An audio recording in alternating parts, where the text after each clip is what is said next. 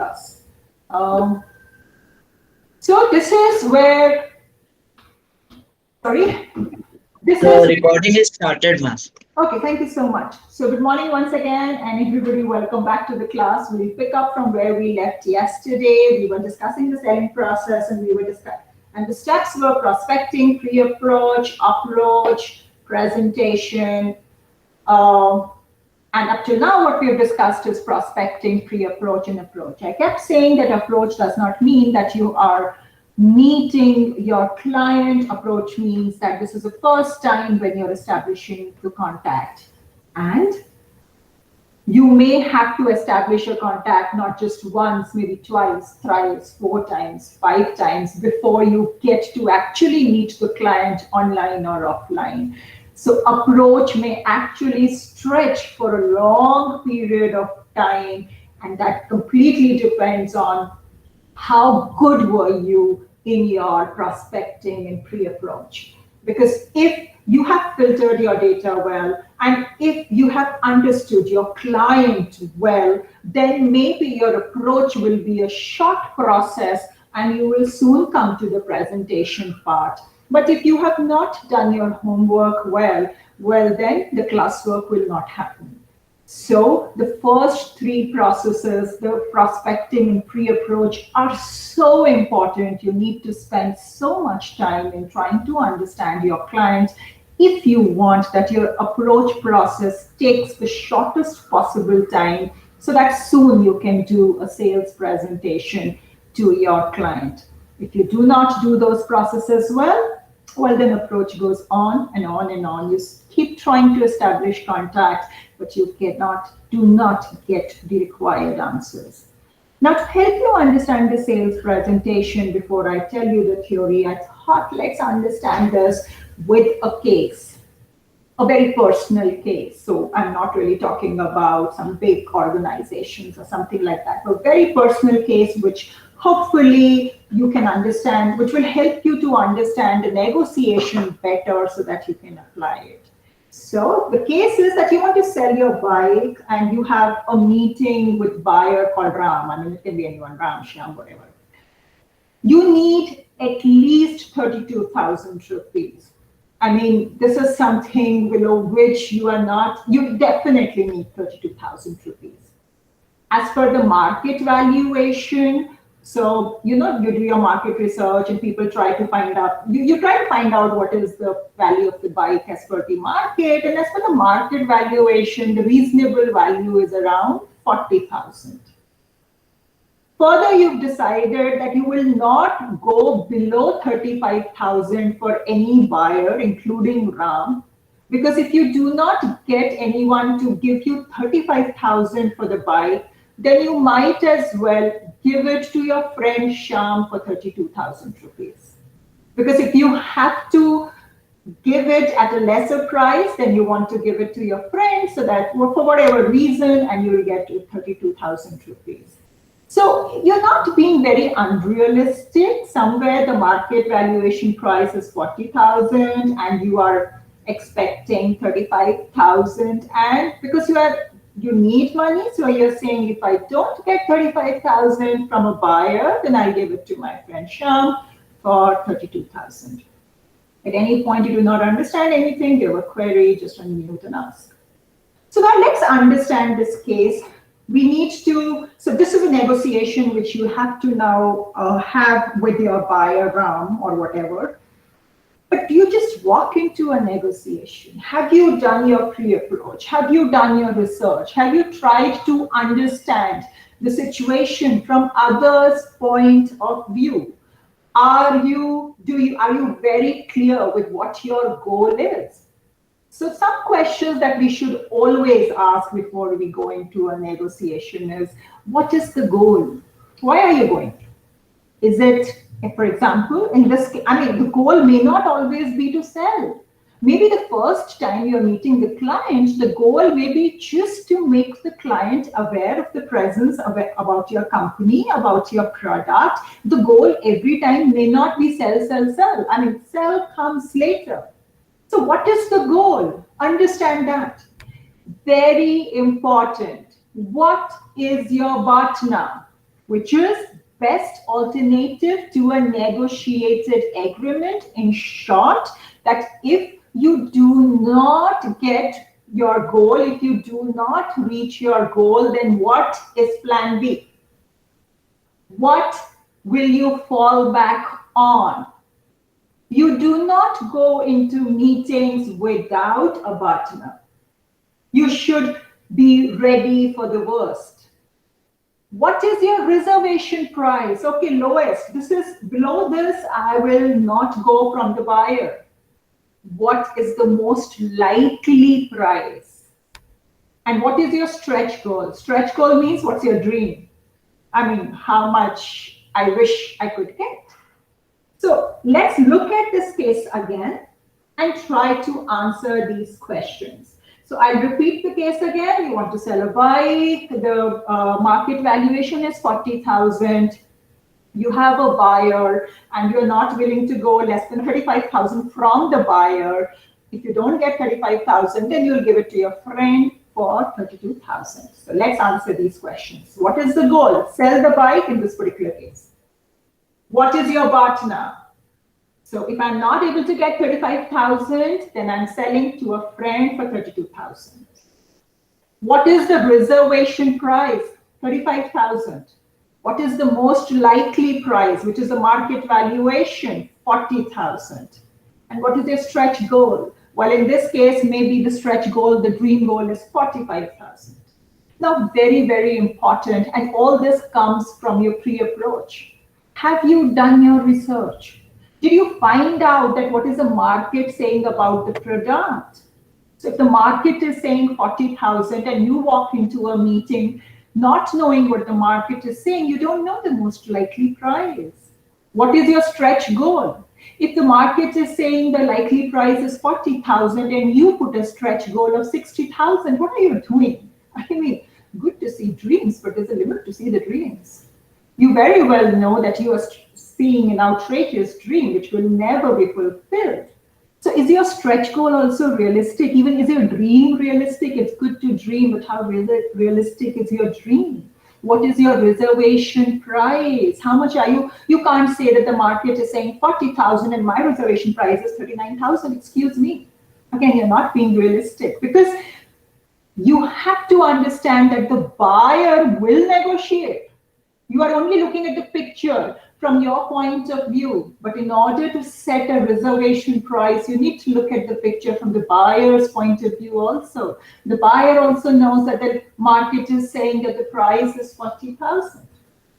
Let's try to put this in a diagram so that it becomes more clear to us. And I'm not good in making diagrams, so please don't be upset if you don't see a great diagram in the next slide, but I've tried my level best. Okay. So let's look at this. This is from the buyer, this is from the seller's point of view. So what is my reservation price? 35,000. I'm not going below 35,000 for a buyer. If I have to go below 35,000, then it's my partner, which is that I will sell it to my friend for 32,000. What is the most likely price? 40,000. And what is my dream?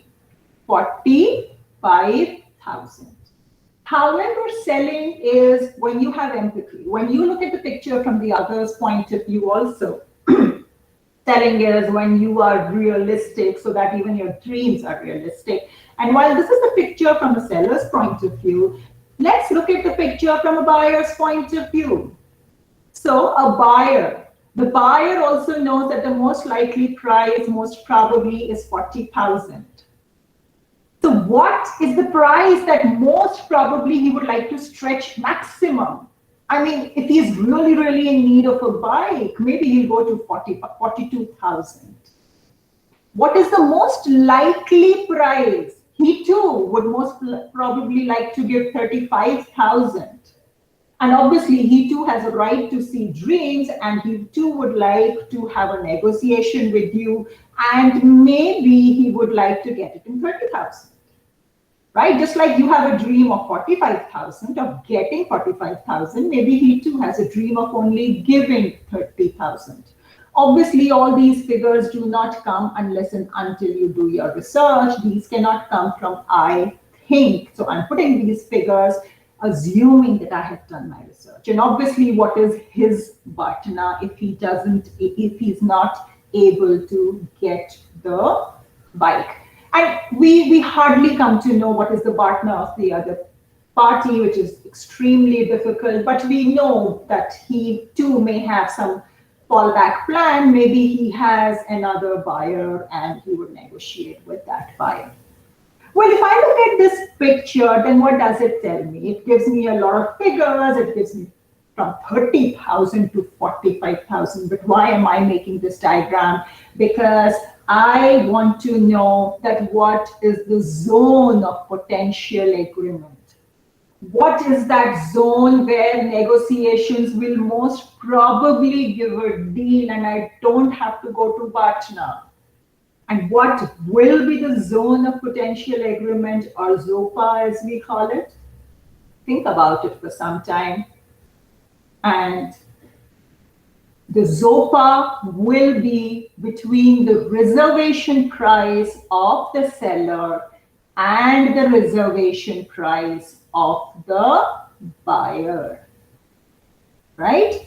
Why? Because the seller is not willing to go below 35,000 and the buyer is not willing to go above 42,000. And therefore, the zone of discussions will only be between 35,000 to 42,000. If you insist on 45,000, you are out of the zone of potential agreement. There will be no deal. On the other hand, if as a buyer you insist on 30,000, you are again out of the zone of potential agreement. There will be no deal. Therefore, going into any meeting, you need to understand that what is that ZOPA? What is the zone of potential agreement where I have a chance to clinch the deal? Where the negotiations will happen, where the discussions will happen, where the probability of closing the sales is more. And all this only comes if you have done your homework well. Because if you're not clear with your homework, your classwork is going to be an utter failure. So 35,000 to 42,000, 7,000 is the range in which you can have your discussions. Because just like you as a buyer want to go back happy, the seller also has to go back happy. Please understand this. Any deal can only happen where both the parties feel that, yes, we achieved something. And for that, you need a ZOPA. Okay, I try to explain this case to you, a simple and everyday life case so that you understand that when we go into a presentation, then all that we have spoken about, truth of words, empathy, and all that, how it comes into the picture. And yes, finally, when you do the presentation, if it is, maybe this is not valid for a case like this, but if you are going into in front of a management presenting, or even in front of another team, then 3-4 things are extremely important. Number one, the order of the presentation. What does it mean? What is it that you will present first? What is it that you will present second, and so on and so forth? The location. Is it happening at a client's place, or is it happening at your place, or is it online? Why? Because the dynamics change. If it is happening online, then the dynamics are different. If it is happening at a client's place, then the dynamics are different because they are in their comfort zone. And if it is happening at your place, then you are in your comfort zone. And rarely do buyers come to, most of the time they prefer that the seller should come to their zone. Obviously, the timing will be dictated by the buyer. And then most important, who are the people who are attending? Go back to my prospecting and pre-approach lecture where I said that, are you in touch with the decision makers? Or are you at least in touch with those people who will take you to the decision makers? To whom are you presenting? Are you presenting to the right people who will help us in reaching a decision? Or is it just a rehearsal that is happening in front of people who have absolutely no say in decision making, which also gives you a signal that they're not serious about you? So 4 things become extremely important. Yes, when you are making the presentation, that we ensure there is tangibility. What do you mean tangibility?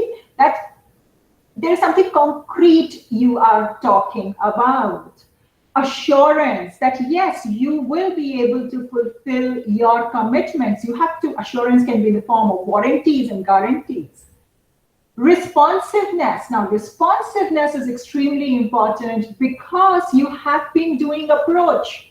You have been trying to contact the consumer, your client, and maybe in the conversations that happened between you and the client, and when I say actually the word should be communication, whatever way it happened, through emails or through phone calls, whatever the client said, he asked a few questions, he had a few fill in the blanks.